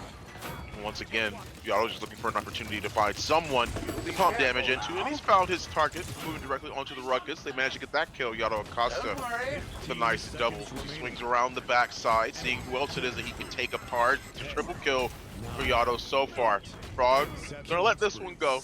Not really any way he can get out of this one. Can't escape as Yato finds another delayed Quadra, but nevertheless, plenty of damage on the side of YeezyPogChamp and Team Project. We're gonna lose this push, but Yeezy going to be good and defending. They just need to find a way to get the Sky to do that on the mid fight. Yato Acosta on a 5 streak, 7-2-3. So half of his Ks and As have come after the mid fight was already over.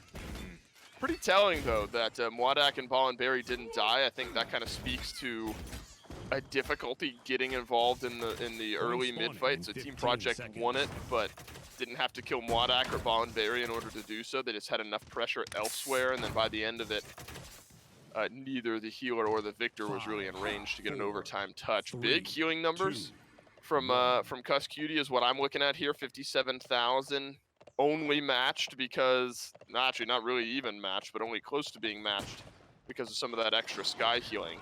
Furia's showing me right now that she still belongs in this conversation. Big volley of ultimates now though for Project.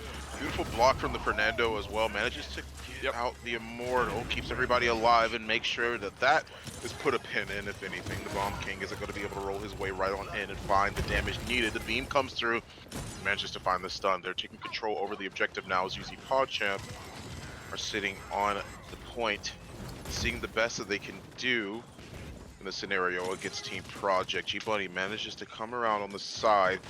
Hexafire almost being up 45% to 51. As he swept around all the way in the back, they do know that he's there. They have to answer at some point. He moves all the way in. Seismic crash to stun, get the peel going. If anything, G-Bunny's there. He has to find some sort of way out, and he does. They're going to have to force him off of the objective here. They want to move in. The overdrive is going to be used, and he gets knocked right off the side. Lex is going to go down in the long run here.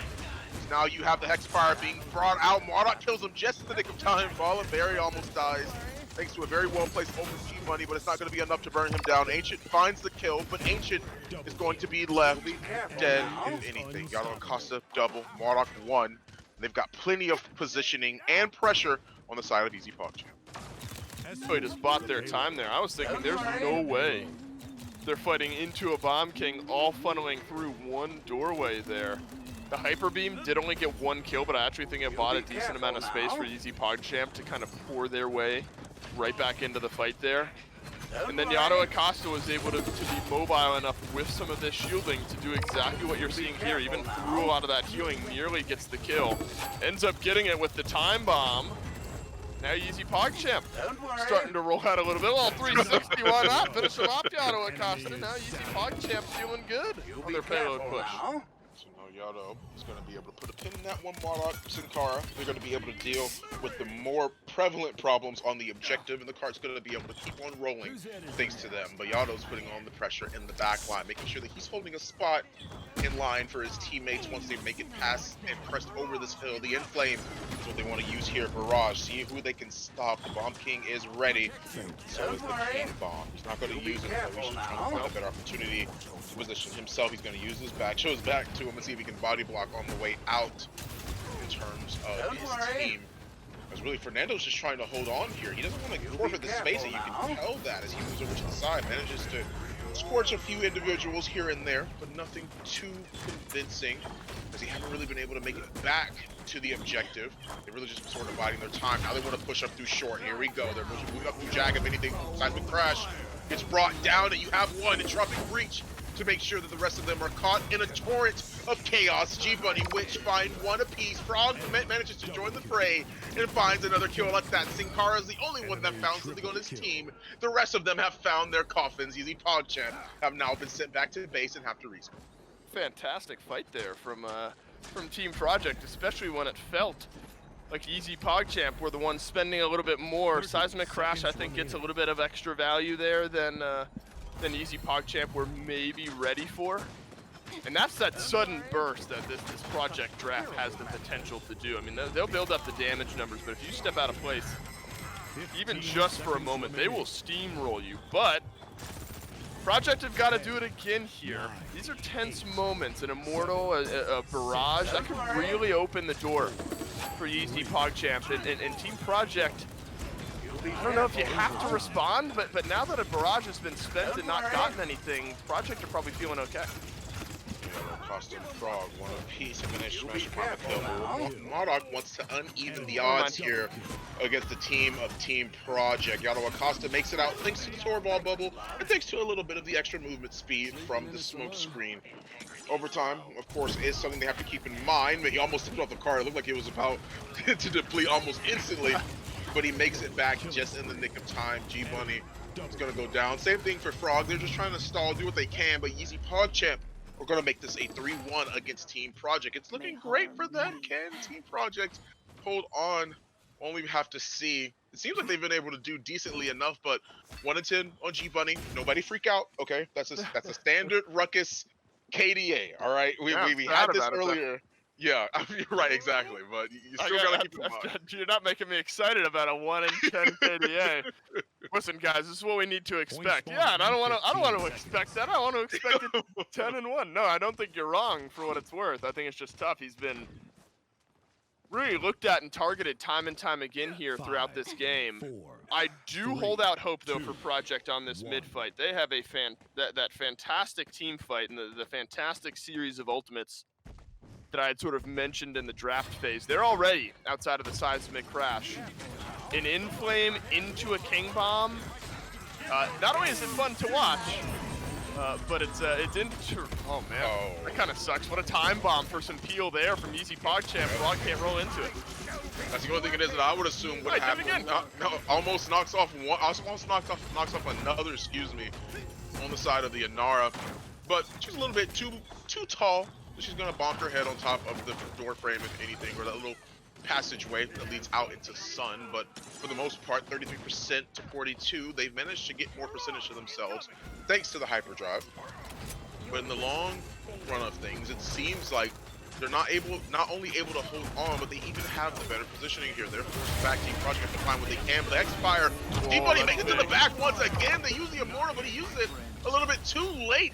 Corvus and Tropic Breach goes out as well. He almost died, 16 health, and now he's going to be put into the ground, 78% to 66.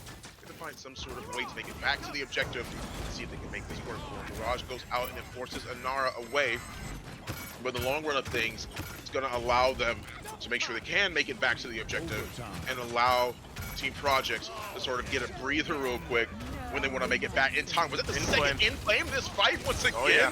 They're able to make it right back in. G-Bunny wreaking havoc in the back line. Frog is there and manages to find the kill. Yado, Sin Cara, Ancient, the last three people to get the kills, but the last person to die will be Ball and Berry. That means Team Project have cemented themselves with the second point. Escort. Can I see the items there, Krez? I want to see how much.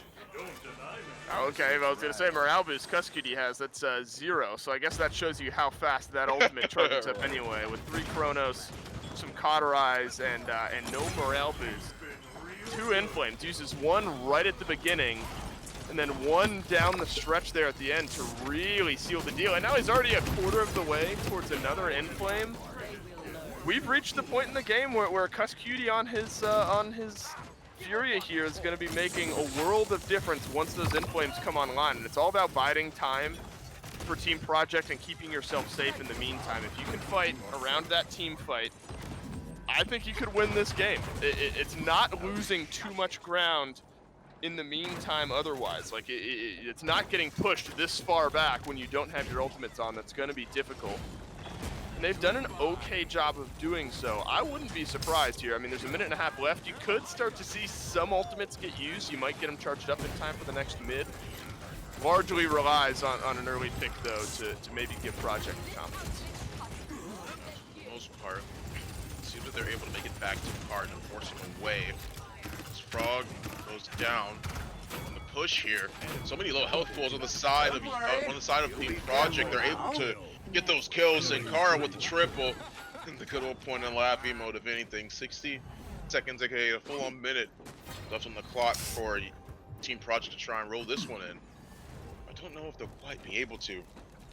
If anything, it seems like YeezyPogChamp have such a strong hold over how things go against their opponents. They have 4 ultimates up as well, so it counters out a lot of their potential engage. Yeah, now is where I'm less confident in using my ult. I mean, it was what, a minute and 10 seconds left to now is what it took Husky to get that ultimate online, so 45 seconds or so between inflames. That's kind of wild. We'll call it a minute if we're just kind of trying to be consistent with things. King Bomb is just short. You really want to save that King Bomb for an inflame. It's not do or die just yet for Project, but it might, I mean, it's enough do or die for YeezyPogChamp. They're willing to throw out a couple charges to that barrage. 2 seconds left. I think a pick dictates which team is feeling maybe the need or the desire to use some ults and convert this point.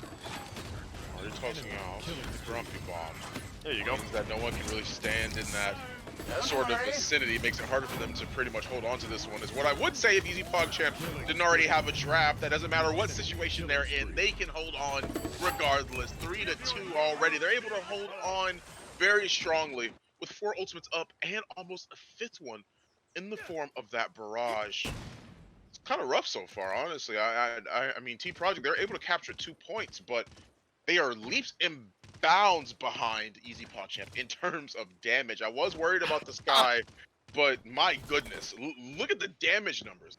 God, Point if you spawning could in just 15 kill seconds. Mwadak, this game would be over. He's done like 170,000. That is nuts. That's disgusting. Just find a way into the back line. 5, I say that 4, time and time again, 3, but you 2, kind of look at what Project 1. have drafted and then what YeezyPogChamp have drafted.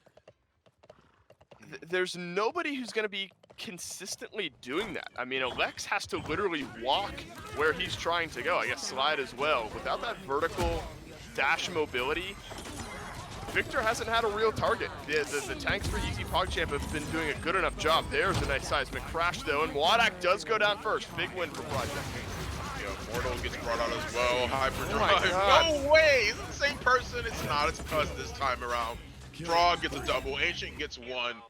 But even still, man, I feel like that Torvald should not have that much value in the same spot Same spot. multiple times. But I mean, I guess where else would you go, right? Like, where else would you be able to try and contest them on the objective? You're gonna get shoved back anyway. So I guess shout outs to them for being able to have that sort of positioning, forcing them all the way back, and just holding on the best way that they can. G-Bunny on the side, he's waiting all the way over to the left. He wants to move in. He wants to push off the back of the King Bomb. He finds one. Yado gets erased from existence there as G-Bunny is now in the back line trying to apply some pressure here. But backs off. Got brought a little bit low, but even still, Frog is not afraid of this fight. 273 health. Gets healed right back up thanks to Cuz. This could be a game-winning push, Fawn. I mean, just look at where YeezyPogChamp are. They are all the way in the back of their base. If Witch can hold them at bay, just okay, never mind, a little bit longer. That's like my third one this game. That is unbelievable. These big end game scenarios. Hey, if this happens, and then literally the exact opposite happens. So the Lex kind of left off on his own, unfortunately crumbles here, but there's still a lot of time left. I mean, one more big regroup from Team Project could see them onto victory. No ultimates there except for the barrage from YeezyPogChamp. I think Mwadak, or Witch rather, has the ability to turn around some of the damage here for YeezyPogChamp. 1 minute left though, and Project is here. They're on the retake attempt as they work their way in. Seems like Ancient can at least make it there, but he ate so much damage on the way in that it makes it hard for anyone else to try and heal him back up. But if anything, they're all being zoned out on the side here. Barrage goes out and manages to chunk Ancient, but Victor wants to find another target, can't quite find it. G-Bunny in the back again. What is it about him making it all the way into the back line? They still go down the in-flame. Brings the Fury at the back, Witch with a double kill. Frog still available to make sure that he can push forward with the rest of his team. King Bomb, no one else can touch. That's going to be all she wrote in Team Project. Tie this up at a 2-2. We're going to a game 5. As if this one could end any other way. We've had more .7s in this set than the rest of the day combined. Yeah, these two teams obviously closely matched, despite where standings might dictate. Both of them are playing. I know. Are you surprised? Here, I'll give us a little glimpse here. Come here. Oh, we're down beneath the desk. Oh, she's not gonna stay long. She is hyperactive here at the moment. Oh, the kisses. Thank you so much. What do you think? We nibble my finger if we're going to a game 5, as if she would do anything else. She is a land shark and an absolute monster. Ow! Ow! Don't eat the microphone. These are expensive microphones. Ramsey, excited to look at the post-game stats, though. What was that? Was that a burp? Or is she growling? Is that a half? Oh, it's a growl. It is a growl. Can you hear that in the back? I wasn't sure if it was a burp or a growl or whatever it was. It ended up being a half little, like, whine. She's trying to rip around, which we will after this. 206,000 damage from Mwadak is not enough. This is a perfect example of a draft where the team fight is just so much better that you can literally have one guy on your team who is 2 kills positive. Frog is 12 and 10, and he's the only one on Project who's positive. But the ultimates came up quick enough for Project that they just blew YeezyPogChamp out of the water. They won the mid fight. They get a point there. Wait for those ultimates to come up. They win the next half of the ground for the payload. And you might get a pick or two, and then you get your ultimates up one more time right at the end. I mean, like 3 separate big team fights is all it took to win them the game. Who cares if I'm dying a bunch in the meantime? Right. As long as I win that 1, 2, and 3 stage team fight, and Right. that's what Project does.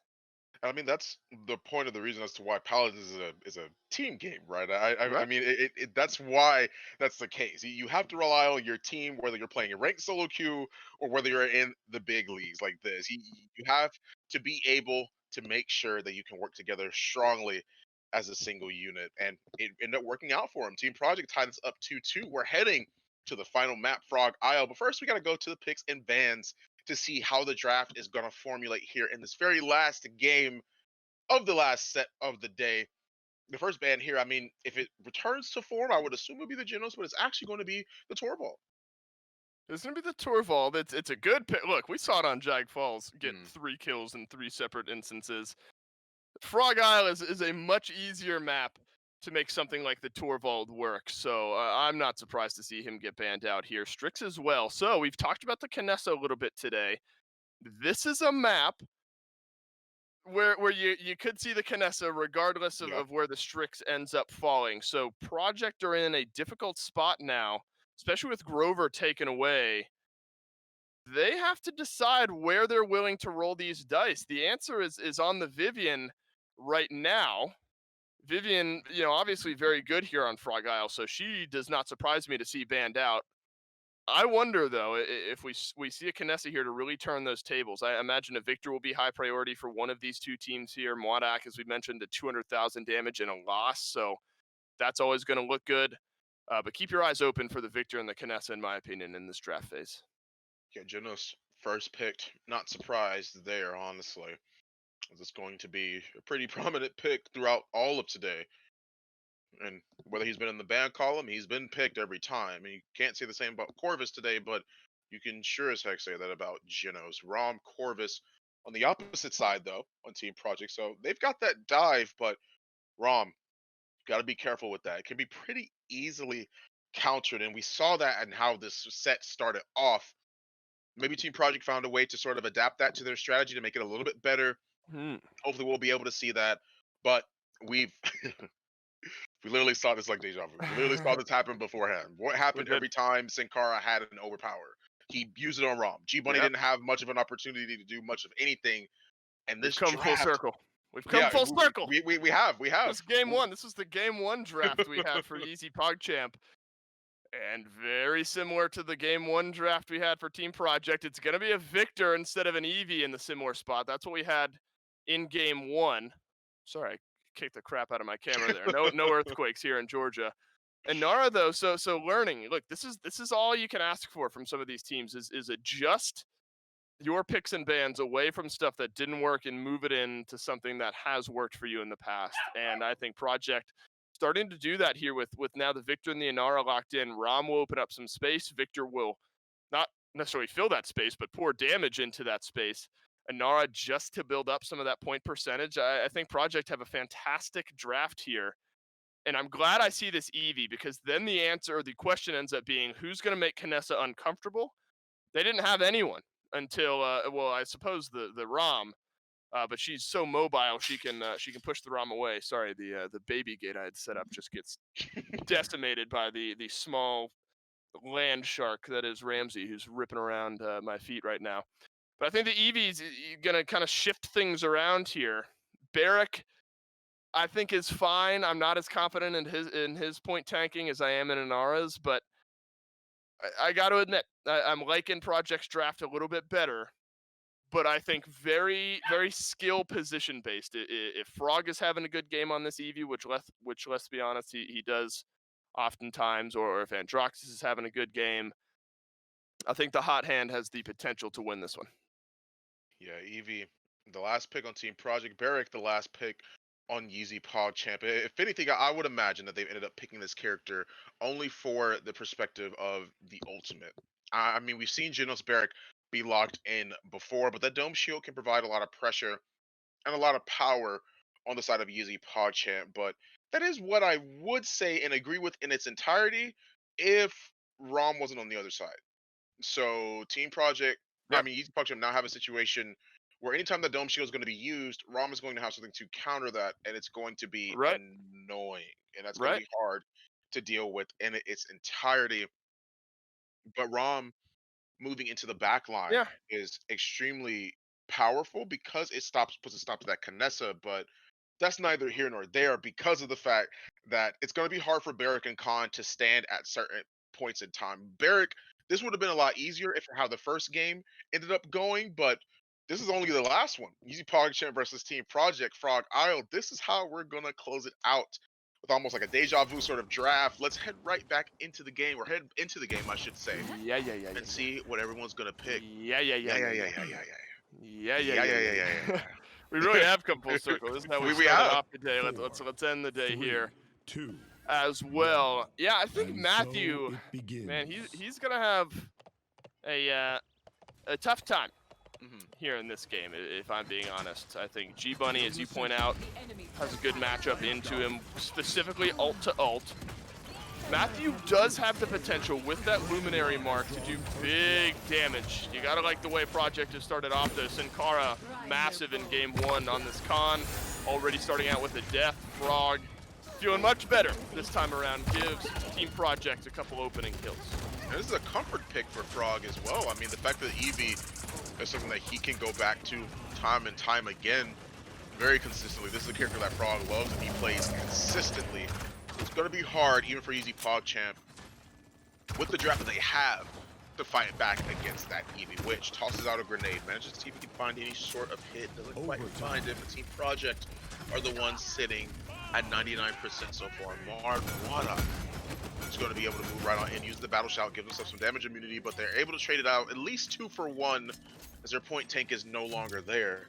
It's going to be hard for them to make it there and hold on point against YeezyPogChamp, especially with how aggressive they can be. The G-Bounty can't go onto site because of the characters they've drafted. It's going to be hard for him to get out. He can't. He has to play to his strengths. Yeah, that's a good point that I kind of glossed over, is that, well, Voluntary now is going to get a snipe, so I'll return to that point in just a moment. YeezyPogChamp have fought back in, and Vaughn, I think they got the numbers here just to close up point number 1. You know, the ROM has, you know, maybe an arguably good matchup into the Barrack because of the way those ultimates interact. But I think you're right in pointing out this is the same difficult matchup, almost the same difficult matchup that he had in game 1 outside of just the Barrack. The Genos feels good into it, the Khan as well. Here you go, there's your first overpower of the game. Did the wall just block that out? It looks like it might have, but still expected to see it nonetheless. An overpower connecting onto G-Bunny. Expect to see that throughout this game.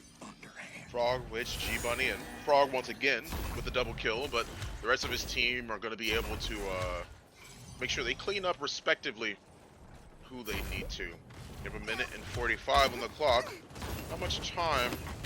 Well, plenty of time, excuse me.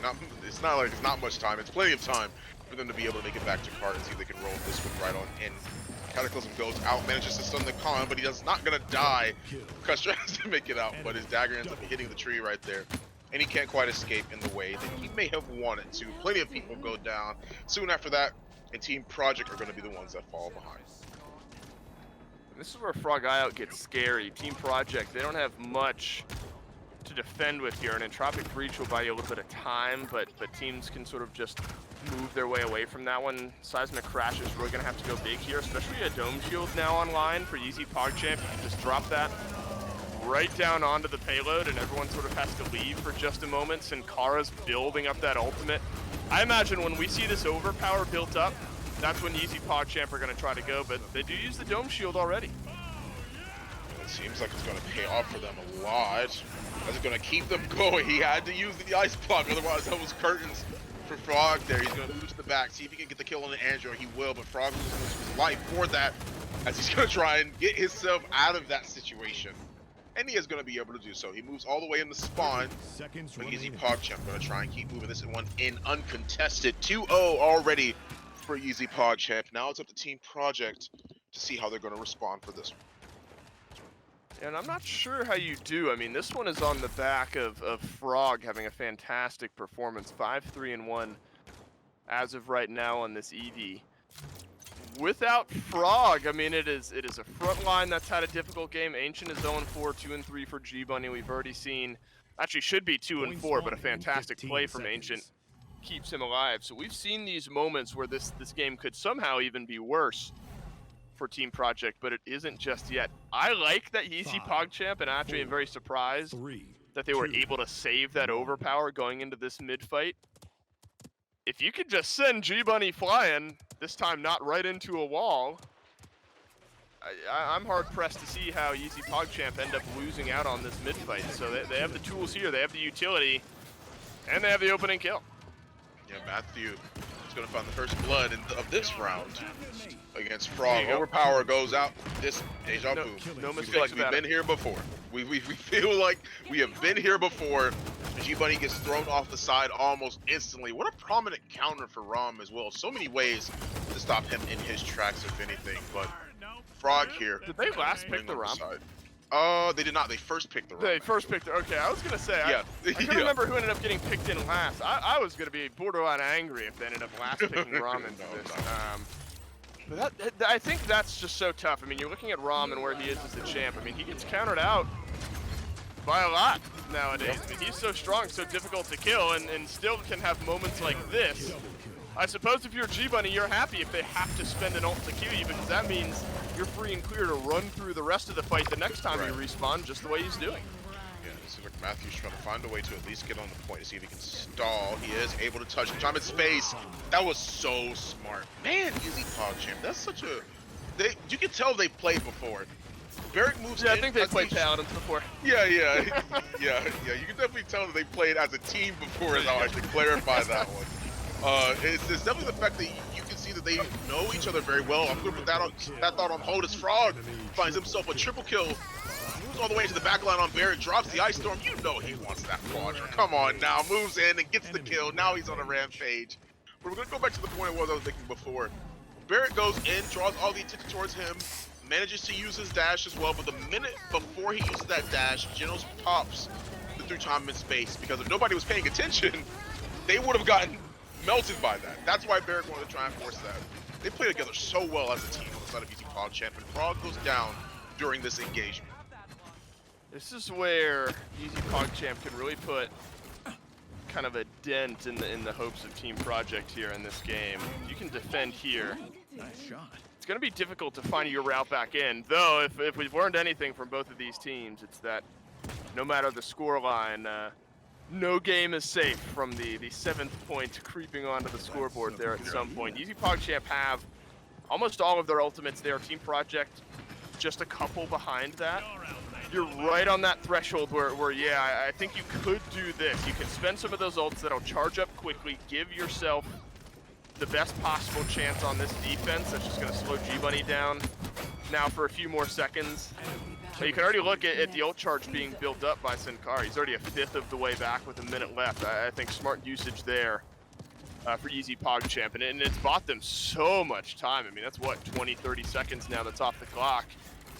And he's only got 75% of the way to go. He'll probably have that ready to go for the next mid. It already seems like they have a good amount of time to make sure they can roll this one in, but even still, it's hard to argue whether they will have the time, especially on the push when they keep getting melted in the way that they do. Witch in the back tosses out the grenade, manages to find the hit here. They're doing their best to see if they can stall this one out. 30 seconds remaining on the clock as Frog blinks in, manages to get the get the damage onto the back line. Then he gets the kill onto Yato Acosta. Khan was going to be hurt for quite a bit of damage. Tries to toss G-Bunny off of the side, but that's not going to be enough for him. They now are able to make it back to the cart for the most case, in which they're going to be able to find that kill on the Matthew. 9, 8, Quad-axe. 7, Get jumped on here by Frog, so at least have an overtime push attempt. 2. YeezyPogChamp, good shots there, I think, to read where Frog was going to go. What you can't do here is get super staggered out on the defense if you're YeezyPogChamp once everyone is back and respawning. Because ultimately, despite what the scoreboard says, I mean, this cart is going to be getting very close here. See, you really can't lose anyone. However long you melted off the clock if you're YeezyPogChamp, if you're starting to get staggered out, nearly lose Mwadak, but Mwadak stays alive. Very important there. Somehow this hangs in the balance. Can't quite believe it. Yeah, I agree with that. You have the overtime being a factor, as we've seen time and time again with how prominent these sets have been. Even still, that won't really matter. They've tied up at a 2-2 already. With 4 ultimates up on both sides, YeezyPogChamp and Team Project. They've got a lot of ults in the back pocket, but Mwadok at top of the damage charts right now, and Barrick being the third most damage dealt on the side of YeezyPogChamp. They're leading the top 3 damage charts right now, with Team Project seem to be struggling, but even at the same time, they're getting the picks they need to get conversions that tie them at a 2-2. Yeah, they also have 10k more healing. That's tough though. I mean, that was like a bend, but don't break defense, it seemed, for YeezyPogChamp. They were, since they got kind of broken on their mid hold there, they were like very okay to give up a lot of ground and basically leave it up to a coin toss in one final trade there in the mid, and it ends up biting them. Team Project now have tied this game right back up, and it takes Mwadok making a play now onto Ancient to give YeezyPogChamp the best possible chance here on this mid. Frog was gonna the kill here. Team Project are trying to hold on. G-Bunny goes down next. That's so good. As you have Matthew moving off of the point and into the fray with his team on the side. Gets the overpower. First person that's not Rom, but it's going to be another frontliner. Anara is going to die to this one. Sikara gets a beautiful overpower onto their other frontliner, so now no one can really touch except for Frog. But even still, they're going to make sure that he is going to be dealt with. A beautiful accursed arm in the back line. Beautiful damage as well. Means that they cannot peek anytime soon. And if they do, they're going to be in a very precarious position unless they get healed up by the Corvus, if they did. But even still, it makes it hard for that beautiful boy equip as well to prevent Frog from getting the overtime touch. And Ancient will drop on the back end. So now Ancient staggered out yet again. Look at this angle Mwadok has. Double shot in onto Witch. YeezyPogChamp starting off this push so well. A couple of kills falling on their side. Into the ice block goes Frog. That'll keep him alive. And see, this is maybe where I'm giving YeezyPogChamp a little bit of benefit of the doubt. Once you get kind of swept once, I mean, you don't really have a chance on the defense. You kind of just get funneled in here the same way Team Project are right now. So when I say they gave up a lot of ground, they did, but it probably isn't all that much by their own choice, because there's the ability of the pushing team just to keep you locked in exactly where you are. Team Project, though, showing us how you can kind of break out of that. You send a Nevion through, drop down an Ice Storm, unlock the first kill there, and that frees up Witch to move out of base. So Team Project, I think, thankful that they had some of those ultimates ready to go when they had them, because otherwise this card's getting close. Yeah, G-Bunny is going to get melted, and it's going to be a pretty good look, especially considering the fact that this is what they've wanted. Overpower, once again, my goodness, man, he's been building this up so quickly. But I mean, I guess that makes sense when you're shooting into a bunch of tanks, right? And sometimes the squishier targets, I mean, you'll be able to get the ultimate a little bit faster the more damage it is that you're doing. And Sinkara is doing a lot, so I mean, at the same time, that's pretty important. Oh, it is. On your front line, especially when you have so much time and pressure available to him. Ballenberry looking for an overpower, not overpower, excuse me, I've mentioned it so much. Looking through time and space like before, and he finds one. Is going to be able to at least hit the ROM, but they're not going to be able to find the kill on that. Well, Ballenberry is, but can't see the rest for his team, if anything. Earthguard goes up on the Anara, so she's going to be able to stay alive for a little bit longer, and Frog makes sure he puts a pin in Ballenberry. 20 seconds remaining as they now have to make their way back to the cart to see if they can get there, but the dismounts are going to be prominent on the side of Team Project. It's going to be hard for them to make it back to cart in a timely manner. 10. Or Matthew can out up the entire time. Five. They have the legs to get there, and now Frog is down. Yeah, I know Acosta wins an important trade, but YeezyPogChamp don't really have the ults to end the game. The accursed aren't help. They might have the damage though. Oh no, they find plenty of different targets. Anara, she might be one of the only ones remaining in this. I would agree. I would use the accursed arm. Is that going to be all she wrote? It is YeezyPogChamp to a game 5 banger. Very last one. They're going to end this one. That's all said and done for them. They are going to take the dub. I was for sure that was going on. I was for sure that was going on to a 0.7 there. They only had the accursed arm. I'm sitting here thinking, as long as you just don't start to lose those dominoes on defense, you're fine. They lost Frog, And I'm thinking, all right, look, it's the Eevee. She's very important in keeping them at bay, but you position your Victor properly. You know, your tanks, as long as they don't get cornered, then literally every single one of those things happened. You know, G Bunny got cornered. Ancient was left alone down the stretch. That's tough. Project turnaround the middle 2 games there to push us on to a game 5, but ultimately it's the team that won the first 2 that gets the win here. Love what I saw out of the Canessa today. Maybe makes me reprioritize where I have her and how important she is here in some of these games. Definitely looks good for Mwadak specifically. 15, 7, and 12 on the Canessa. That always feels pretty good. So I think a well-rounded team win here for YPC.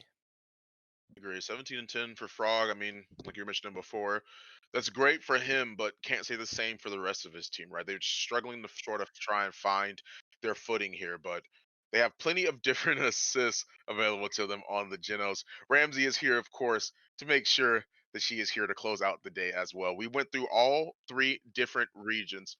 We went in through Europe to start off everything off, Brazil, and then we finish off in North America. Thank you all so much for watching, and be sure you tune in at 3 p.m. Eastern tomorrow for me and Kresnik to be here and bring you another Paladins Pro Circuit community broadcast. I'm Fawn, that's Adolson and Ramsey, and I was very, very happy to be here to be your host today. See you guys later. See you later, friends.